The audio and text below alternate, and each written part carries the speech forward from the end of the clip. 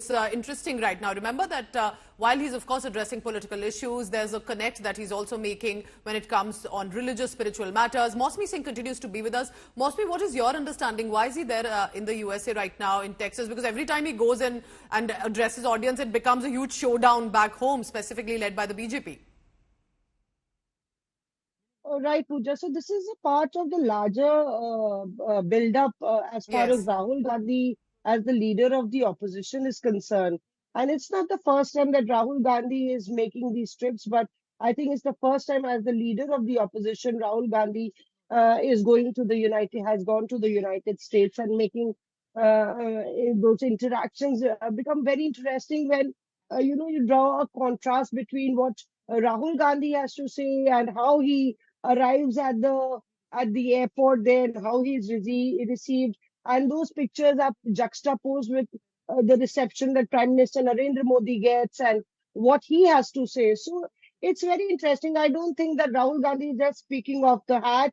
He is very much trying to target the politics of the Saffron Party, and as far as the idol worship and the deity politics that has reaped dividends for the BJP for a long while. So, and thereby, saying that Devta doesn't really mean just the idol.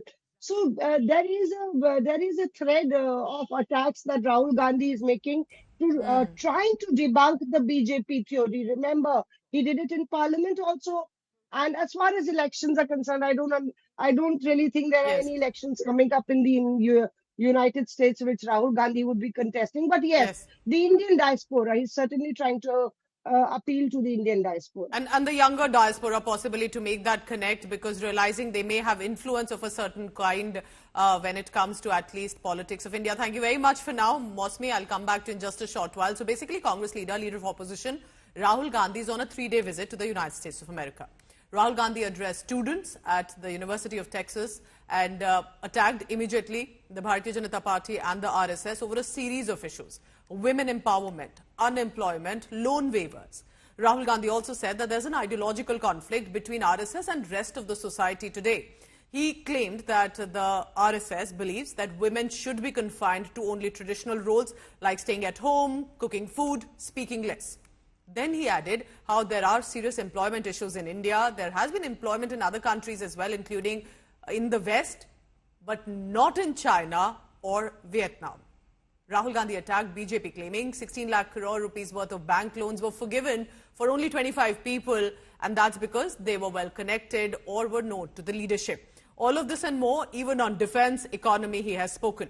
Indian Overseas Congress Chief Sam Pitroda has said Rahul Gandhi was no pappu, as many had tried to brand him, and that he is highly educated and intelligent. So let's listen in to some of the excerpts of what Rahul Gandhi has said in Texas.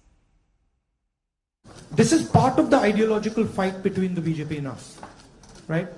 The BJP and the RSS believe that women should be restricted to a particular role. They should stay at home, they should cook the food, they should not talk too much, right? And we believe that women should be allowed to aspire to whatever they want to do.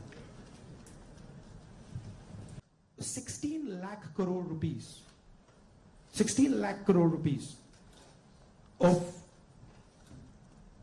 bank loans have been forgiven to 25 people. 25 people, right? Do you realize how many industries you could set up with that? And they've just been forgiven. And whose money is it? It's taxpayers' money. Where's it come from? It's come from your pockets. So why should 20 people get this massive free gift? Not everywhere on the planet has an employment problem. Okay? The West has an employment problem. India has an employment problem. But there are many countries in the world that don't really have an employment problem. China certainly doesn't have an employment problem. Vietnam doesn't have an employment problem. India has to think about the act of production and organizing production. And India has to, it's not acceptable that India simply says, okay, manufacturing, what you call manufacturing or production is going to be the preserve of the Chinese, it's going to be the preserve of the Vietnamese, it's going to be the preserve of the Bangladeshis. So we have to reimagine how to produce in a democratic environment. Until we do that, we will face high levels of unemployment. And frankly, it's not sustainable.